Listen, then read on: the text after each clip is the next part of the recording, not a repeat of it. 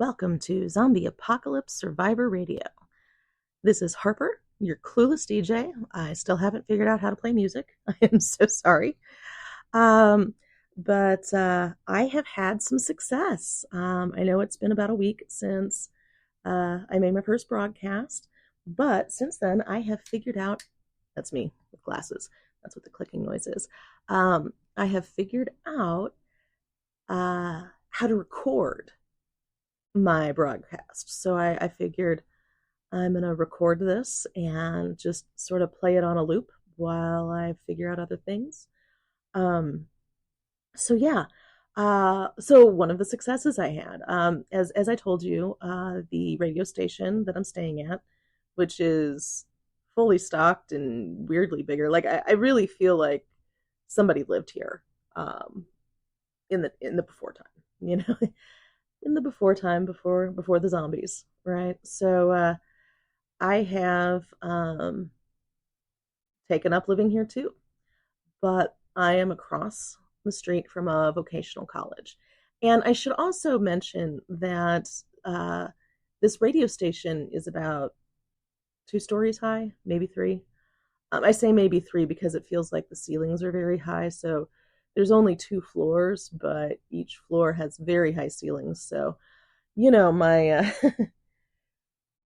it's a tall building, and there's a roof access, and there's actually a garden on the roof. Pretty flowers, but it looks like somebody was also growing other things.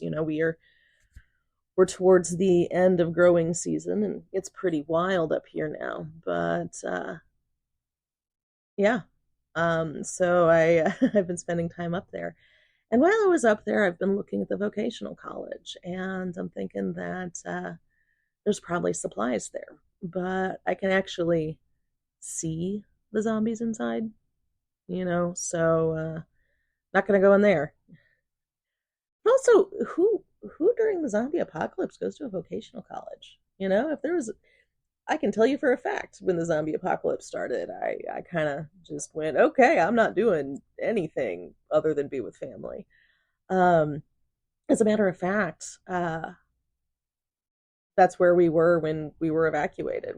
Mitch and I, we had an apartment in St. Louis in the Hazelwood area, and we were visiting family in Illinois when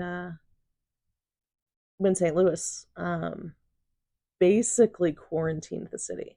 They hadn't had any cases of zombies yet, but they wanted to quarantine the city so nobody was traveling in with one.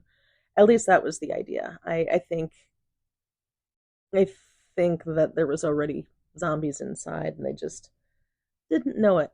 But anyway, so we were in Illinois visiting friends and family, but mostly family. And so we just stayed with family while this was going on. And my boss was like, "Do you want to work remotely?" And I'm like, as much as I want to work during the end of the world, I think I'm just going to spend time with family. And Mitch did the same. Hope I find him someday, and I can let him rest in peace. One of the travelers I found on the road called killing a zombified loved one ripping them. And rip is rest in peace. And so I'm going to share that with you as a term that I very much enjoy using because it sounds better than putting them out of their misery or anything like that.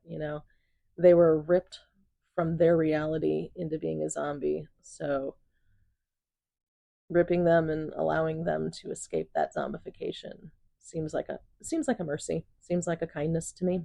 I wouldn't want to be a zombie.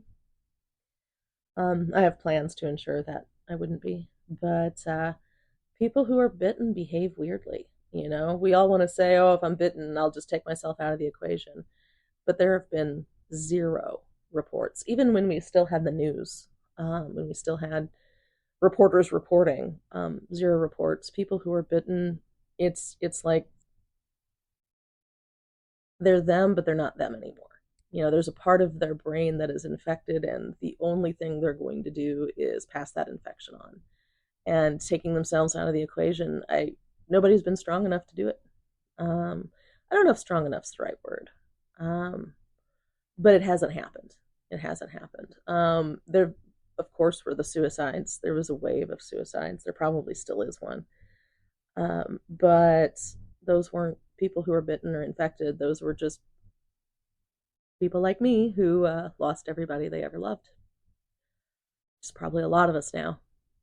We're we're living in a bit of a graveyard for a lot of us, a walking graveyard, but still. Anyway, this is supposed to be a little more upbeat and give you good news. Good news in the zombie apocalypse, Harper. You just, I'm your clueless DJ here. Probably just trying to empty the ocean with a cup. But anyway, I forgot where I was. I'm sorry, fellow survivors. Like I said, my brain isn't working the way it should. I meander. I think I've been alone too long. But I found some cats. There was a little cat colony, and since it's getting colder and it's been rainy, I have allowed them use of this radio station. So if you hear a meow, it's probably one of the rescued cats. So the whole world may have fallen to ruin, but the cat distribution system is still alive and active. Thank God, or whatever gods you pray to at this point. But anyway, so what I've been doing this past week since we last connected, since we last spoke, is I have been figuring out how to clear the vocational college, or at least the first building area of the vocational college. It took more bravery than I thought I had, but I tested the door to see if it would open, and it would. And it wasn't a doorknob, it was one of those push doors from the inside. So I'm actually really surprised the zombies didn't just sort of luck into leaving.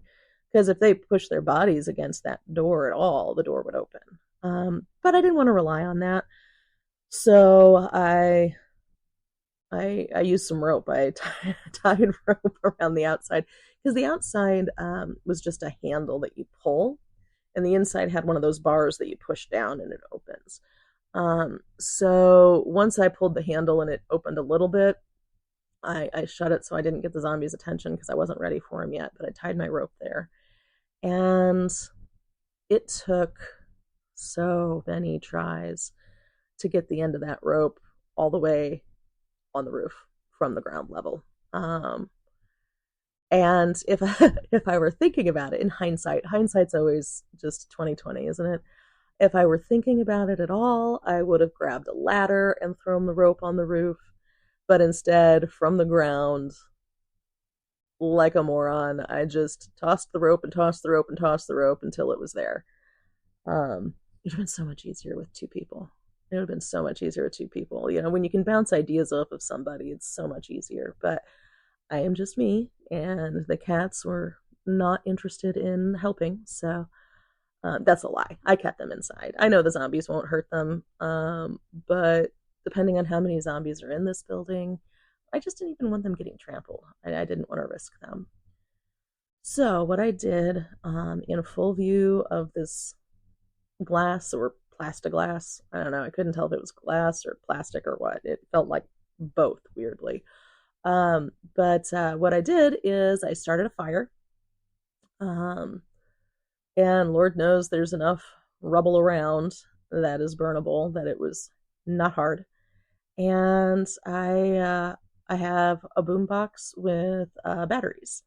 And so I blasted some music and ran. Lit the fire, hit play, ran to my building, and yeah, you were there. That was the cat meowing. Ran all the way up to the roof, and I pulled open the door. I probably didn't need to. The zombies were already shuffling towards the door. And these must have been zombies that were made fairly early on because there was not a single runner among them. Those fresh zombies run like the wind. And these zombies were shamblers. And I have a theory on that. I feel like every zombie we see is moving as fast as it possibly can. But after the newly turned have damaged ligaments and connecting tissues and that sort of thing, because, they don't feel pain, but pain just lets you know that damage is occurring in the body, right? So since they don't feel pain, they aren't aware of that damage. And so they slow down and shuffle because their bodies aren't working correctly anymore, because ligaments and muscles and things like that don't always survive the feral hunger that these zombies have. So anyway, you all know how zombies are. I don't need to tell you. So I went to the roof, and I have an M1 carbine that I'm going to sound so spoiled here, that my daddy gave me and taught me how to use. And it actually,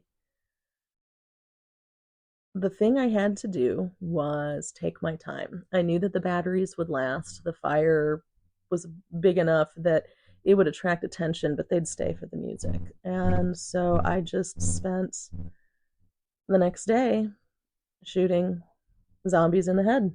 And that is how I cleared the first building of the vocational center. And I'm making it sound easy, but, I got up a little bit before dawn to do all of this, to set everything up.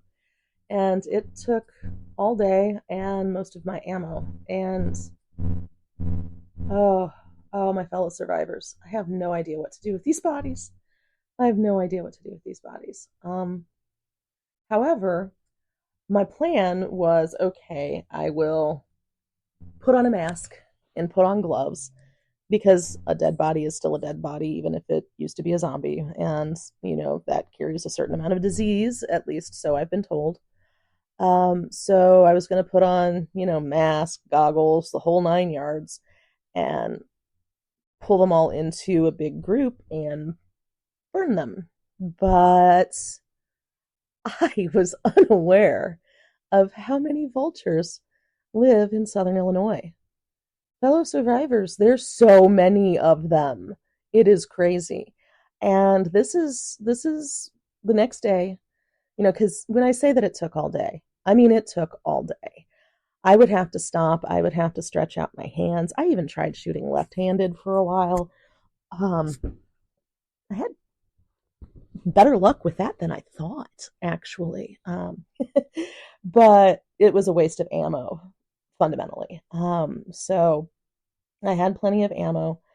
So I just took my time, and that's what I did that day. And that's what I did until I lost the light, basically. And the next morning I woke up and I thought, okay, I'm going to have coffee, because there's coffee here. Again, I cannot tell you how grateful I am that I lucked into finding this radio station that somebody I think used to live in, that had all of the coffee in the world. So I grabbed a cup of coffee. I went to the roof, and I was going to make sure there weren't any stragglers. I didn't. The boombox batteries had long since died, but I still, wanted to make sure I didn't miss anyone. I went up onto the roof, and the roof of my building, the roof across the street, most of the vocational, it was black. There were vultures everywhere, and they were having a vulture party. So instead, what I did is, when I went up to the roof, the vultures kind of, I'd say flew away, but they more just opened their wings and glided away, which I thought was really, really nice. If I had known they were up there, I might have just left them alone so they had a place to roost, Even before zombies, I was a fan of vultures. I thought they did a very good job cleaning things up for us, and they did not leave me disappointed. They took care of things. Now, it took well over a week, but I didn't clear the vocational college because I needed to get in there right away. I cleared the vocational college because I want to explore what's in there. I imagine that there will be books or a library that will teach me how to do things. and there's certain knowledge that I need, game here is plentiful, but I'm not 1,000% sure on how to clean anything. And as long as I have meat in cans, I'm not gonna kill any wildlife. I'd have to be very, very hungry for that. But I want to know how to do it because at some point I'm going to run out of manufactured foods. It's a finite supply now because we aren't manufacturing more. And so I need to know how to be a hunter gatherer. That's knowledge I need to have. And I apologize for the little laughs here and there. Um, Laughter is kind of how I cope with discomfort. And I got to say, there's not a whole lot of comfort in the zombie apocalypse, but the laughter is kind of a little release valve. I laugh so I don't cry. So please don't think I'm being disrespectful or trying to dishonor anybody. But I have yet to explore the vocational college because still pretty heavily covered in vultures. Um, and I figure I'm going to let the vultures eat absolutely all of the zombiness they can. And then I'm going to try and find a shovel to like a snow shovel to scoop up anything that the vultures may have missed. And I'm not going to go into detail with that. I think you all know human bodies are 70% water. So anyway, um, it does smell bad. That's one of the things with so many zombie movies and TV shows. Mitch used to call it ninja zombies, where people would be walking along and then just a zombie would appear directly behind them and kill them. And when we were at the evacuation camp, we'd had a couple close calls. And one of the things Mitch said is, ninja zombies wouldn't happen because zombies are loud and they kind of moan constantly, but also they smell horrible, horrible. And for anybody who has smelled death before, it is not even that smell. It's like a smell of malevolent rotting. I know I've used malevolent a few times when it comes to the zombies and the fear they inspire, but there just seems to be an evilness to them that I can't quite define, but I certainly feel in my bones when I see them. And, you know, I hope that for all of the zombies that I ripped, that those souls are now at peace. That is the hope. That is the plan. But it did leave me feeling sad. Most things do these days. It's hard to avoid sadness. It's hard to. I mean, I don't know that I've met a fellow survivor that doesn't have the same marrow deep sorrow and PTSD, you know? If we survive, no. When we survive as a species, when we start rebuilding, I think the generation that survived the initial outbreak of the zombie apocalypse, we're all going to need a lot of therapy. I don't know where we're going to find a therapist that isn't going through the exact same thing, but we're all going to need a lot of therapy. As they used to say in the olden days, journal your feelings. I guess instead of journaling my feelings, I'm doing this, which is fine. Um, so anyway, one of the things that I am looking to do is make sure I have enough food for the winter. Not like I don't want to be like I'm stockpiling for the entire winter. I'm going to have a 3 month supply, but I want to make sure that I have enough to where when I do venture out, I know where I'm going and I know what I'm getting. So, once I was certain all of the zombies were pretty much out of commission, I took my bike with my little bike basket trailer. I know there's an actual term for that, but I don't know what it is. Does anyone else miss Google?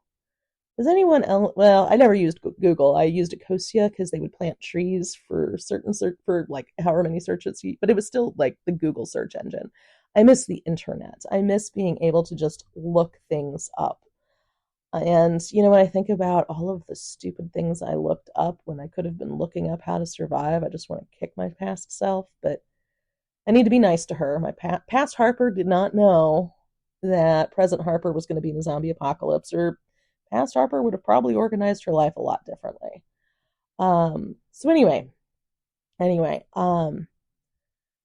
so I have found a grocery store that is actually only a few blocks away, which was really lucky, and it hasn't been picked over too bad. I will say there's no toilet paper, but the radio station has toilet paper, which is a miracle. And one of the things I need to learn is how do we make paper? How do we make toilet paper? Because, at some point we're going to run out, and it might be nice to know how to make more. Just saying. But anyway, in what I did is I'm filling up my basket, and I'm making 1 or 2 trips to this grocery store a day. And I'm trying to make sure that I am leaving some for the next person, because that is one of Robert's rules of chaos. I don't know if you remember from last time, or if you even heard me last time, but I found a notebook in this radio station that it has Robert's rules of chaos, and it's rules for the zombie apocalypse. I don't know if this was written before or after. I like to think after. I like to think that Robert had some pretty deep experiences with the zombies, and that's why this notebook exists. This is also the notebook that I am slowly learning how to use this radio station. Until I figure all of this out, it is going to be a very bare bones kind of radio, because I don't know how to do all the bells and whistles. I don't know how to make all of the fun sounds, and how to have intro music and outro music and everything like that. And I'm hoping that I can find some actual manuals, either here or at the vocational college, that will teach me more about doing this. But until then, I am just going to talk, because I don't want to journal. But what I'm doing is I am slowly grabbing things from this grocery store and bringing them here. And Robert's Rules of Chaos says everybody eats.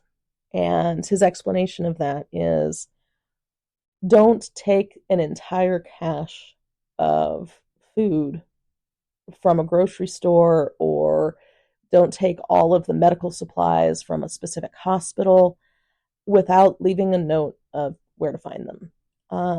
As in, I'm Harper, and I have taken all of the tuna and all of the cat food, and I have taken all of the tuna and all of the cat food, and I'm slowly but surely going to be taking all of the cat litter. But just leave a note saying, if you need tuna or cat food, you can find me at the radio station. And I'm nervous about doing that. I believe in humans. I believe in humanity. As a collective, individuals can be very scary. Because none of us are playing with a full deck anymore. The zombie apocalypse, I think, has broken all of our brains. And if it hasn't broken your brain, I am impressed with you. Oh, I'm so impressed with you. Because my brain, I know, is broken. My heart is broken. But my soul is intact, and it is not broken. And it wants to survive, and it wants to help you survive. And to that end, I have left notes saying, I'm Harper, I'm at the radio station, directions to the radio station, and I have taken all of the cat food. I have taken all of the tuna. And I'm probably going to end up wiping out this grocery store, because I'm doing this every day. I'm going there, I'm making 2 trips, sometimes 3 if I have energy. But I got to tell you, much like ammo, cat litter is heavy. And 2 trips with cat litter and cat food in cans, and my legs are not doing a 3rd trip. But, maybe I'll build that energy up and be able to do 2 to 4 trips later. It's slow but steady. So Robert's Rules of Chaos says everybody eats. If you are somewhere, make sure that you leave at least a can of food for the next person. Everybody deserves a meal, even if it is their last meal. And I really like that.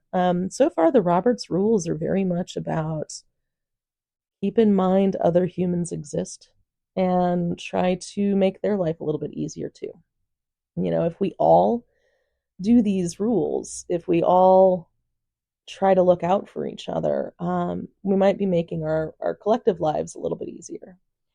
But I will say that I have mostly survived through luck. It has not been skill.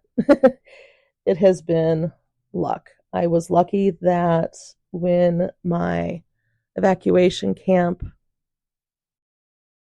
went to hell, that Mitch shoved me clear. I was lucky that we weren't in St. Louis when St. Louis quarantined, because people tried to get out and they shot them. People tried to get in and they shot them. So I was lucky to be with my family. I was very, very lucky. Not terribly lucky losing them, but I look at it as everybody has lost. There's so few of us left. And this is another reason why I so desperately wish there was the internet.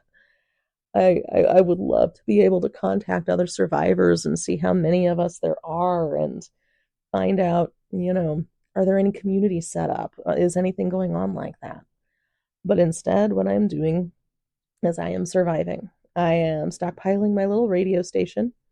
I am clearing out this vocational college, which after that first volley, I was really mistaken in how strong I could be with this. I thought that I would rip all of these zombies, I would burn all of them, and then I would just do another section another day. And I got to tell you, I don't think I am going to do much more with the vocational college than I have until I explore what's already there. But I've gotten the first step done, and the Vultures are helping me out and doing the work for the rest. God bless the Vultures, I guess. I know this is mostly rambling, and I apologize. Like I said, I'm Harper, your clueless DJ, but try to make sure that you're leaving food for the next person. Everybody deserves a last meal, so leave a can or two cans, or whatever you can, so that if the next person comes into the grocery store looking for food, they A, can have food immediately, and B, they know where to find the rest of it. Because we're not going to survive this by ourselves. We're only going to survive this together. And like I said last week, survival is the game now. So I want to thank you for tuning into this episode. Well, I say episode. I'm having a mental episode. I think we're all having a mental episode. Does anybody else see zombies everywhere? Sorry. I know, my jokes aren't terribly funny to anyone other than me. But I will say, this is Harper saying goodbye, and survive. And remember the 2 Robert's Rules of Chaos that we have learned so far. Shut doors, don't lock them. Make sure you are either leaving food or directions to food for the next guy. So, shut doors, everybody eats. And again, if you are alone like me, keep your head down, keep trucking. You will find somebody eventually. I have seen this, and I know when we talk about dreams coming true, it all gets a little frou-frou, but I have seen the communities. Humanity will rebuild, and you will be a part of that. So survive. Make sure you survive. And we're all going to have PTSD. We all have survivor's guilt. We all have a host of these things. Treat the new people you meet gently. You don't know what they've been through. And yeah, I am going to play this now that I've recorded it on a loop. So hopefully people will hear it. And I'm hoping it won't be a whole week before I'm able to have another little radio recording go out. So it just depends on how well the vultures do their job and how much cleanup I have for what's left. So anyway, this is Harper saying goodbye, and survive, survive, survive. Thank you for listening to ZASR Zombie Apocalypse Survivor Radio.